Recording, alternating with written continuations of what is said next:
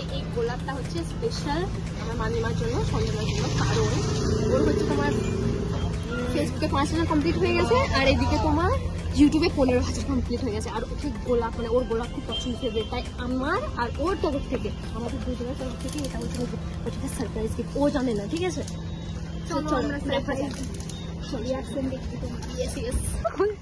চলো দেখা যাক, ঠিক আছে, যে ওর রিয়াকশনটা কিরকম হয়। চলো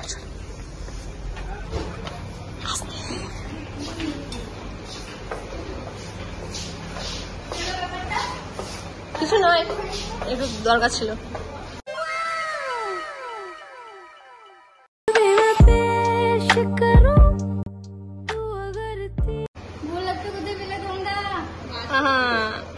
ওইটাই তো সারপ্রাইজ। আমার গোলাপ ভীষণ প্রিয়, মানে রিম্পা জানে সেটা, এও জানে। আর এবছর গোলাপ আমাকে মানে আমাদের বর্ধমানে বিক্রি করছিল, যেটা বললাম আর কি।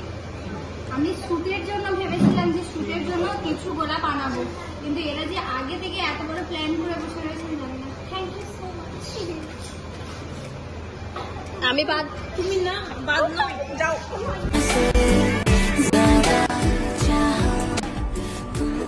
থ্যাংক ইউ, এতটা ভালো। আমার কাছে ফুলের তুলনায় উপহার কিছু হয় না, আমার কাছে সব থেকে সুন্দর দেখতে গোলাপ। আমাকে কেউ যদি ভালোবেসে একটা চকলেটের বদলে একটা রোজ এনে দেয়, এটাই আমার কাছে অনেক।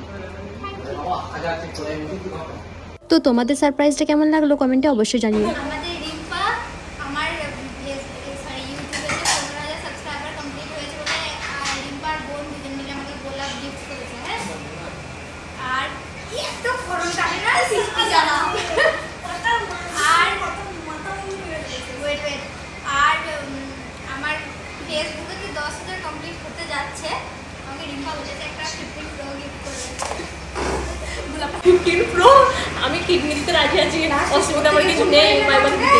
সমস্যা হচ্ছে যে আমার ফোনে এখন চার্জ নেই, আর আমার কোয়ালিটি অত ভালো নয়, বেকার কোয়ালিটি। তো ভাবছি এখন রিলস আর ব্লগ কী করে বানানো যাবে।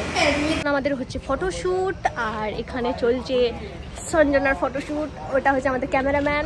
তো চলো এখন ফটোশ্যুট করা হয়েছে, এখন অনেক কিছু করতে বাকি আছে, যেমন ফটোশ্যুট আছে, ব্লগ আছে। তো এখন তো কোনো ঠিক নেই বাড়ি যাওয়ার, চলো দেখাই যাক। হঠাৎ ফটোশুট করতে করতে গোলাপের কাঁঠাগুলো মামিমার হাতে ফুটে যায়। আমার জিজ্ঞেস করাতে মামিমা বলল যে না না তেমন কিছু হয়নি, আমি ঠিক আছি। এটা কি মানাচ্ছি বলো, বলতে পারবে? এটা কি বানাচ্ছি? গাঁদা ফুলের মালা। ঠিক বলেছিস, এই গাঁদা ফুলগুলো কিন্তু অনেক লাল লাল টাইপের, আর এই বিদেশি গাঁদা ফুলগুলো একমাত্র আমাদের দেশেই পাওয়া যায়, আর সেটা হচ্ছে বর্ধমান জেলায়। বর্ধমান ছাড়া এরকম গাঁদা ফুল তোমরা কোথাও দেখতে পাবে না। যদি তোমরা চাও এরকম গাঁদা ফুল নিয়ে আসতে, মানে নিতে পেতে, তাহলে আমার সাথে কন্ট্যাক্ট করতে পারো তোমরা। আমাদের যখন একটা জিনিসের মানে ভ্যালু বেড়ে যায়, তখন তার সঙ্গে সঙ্গে দামটাও মানে বেড়ে যায়। তো এই গাঁদা ফুলগুলো তোমরা দেখতে পাচ্ছ, এটা আগে 50 টাকায় সোশ্যাল মিডিয়াতে অ্যাড দিয়েছিল। তো আমি এখানে পাশে বিয়ে বাড়ি এসেছিলাম, যে আমাকে বললো এটা নিয়ে আসতে। এখন এটা দাম হয়ে গেছে 120 টাকা। 20 টাকা বার্গেনিং করলাম, 100 টাকা দিল। তো তোমরা যদি এরকম বিদেশি গাঁদাই বলে তো গাঁদা ফুল নিতে আসো, তাহলে আসবে গোলাপবাগে এসে গাঁদা ফুল নিয়ে যাও।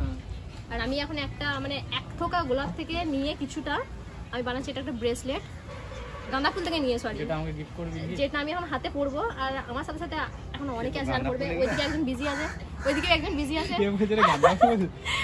ওইদিকে একজনকে মজা করছি। ও এখন টেনশনে পড়ে গেছে, ওর ফোনে চার্জ হয়নি, ওকে আমার ফোন চেঞ্জ করতে হবে। ভাই বেচারির মুডটাই খারাপ করে দিয়েছে আজকে, কিছু বলার নেই আমার। আর মুডটাই পুরো অফ করে দিয়েছে, ওর ফোনে চার্জ নেই জাস্ট, আর ফোনে চার্জ নিচ্ছেও না। এখন চলো যাই হোক, এখন ভর্তি রোদেবেলা কিছু করার নয়, যতক্ষণ বাড়ি ফিরছি তখন ফোন চেঞ্জ করতে পারবে না। তোমরা আমার হাতে যে এই সুন্দর গাঁদা ফুলের ব্রেসলেটটা দেখতে পাচ্ছ, এটা এখন আমি যে আমার মামিমাকে পরাবো। ব্রেসলেট পরাতে গিয়ে এটা কি বললো মামিমা আমাকে, যে ফুল লাগে পূজোর কাজে, ফুল দিয়ে দেব সাজে। আমার কপিরাইট পড় যাচ্ছে না, আমাদের গানে কপিরাইট পড়বে না বেটা। কেমন না, দারুণ লাগছে, হেভি লাগছে। অনেক ফটোশ্যুট, অনেকটা আনন্দ করার পর আমরা সবাই মিলে ক্যাফের ভেতরে গিয়ে কিছুক্ষণ খাওয়া দাওয়া করি। তো তোমরা অনেকে এমন আছো যারা জিজ্ঞেস করো যে রোহিত আমার কে হয়। তো আমি সবাইকে বলে দিই যে রোহিত আমার মামা হয়। আর ও খেতে না চাওয়ায় আমি ওকে জোর করে খাইয়ে দিই, কারণ ওকে গোলাপ আনতে দেওয়ার চক্করে ও কিছু খেয়ে আসেনি। খাওয়া দাওয়া কমপ্লিট, আর এখন বাজে, এখন কটা বাজে? এখন বাজে 2:36, আর আমাদের খাওয়া দাওয়া কমপ্লিট, ঘোরাঘুরি, ফটোশ্যুট, ব্লগ সবকিছু রেডি। আমরা এখন যাচ্ছি বাড়ি।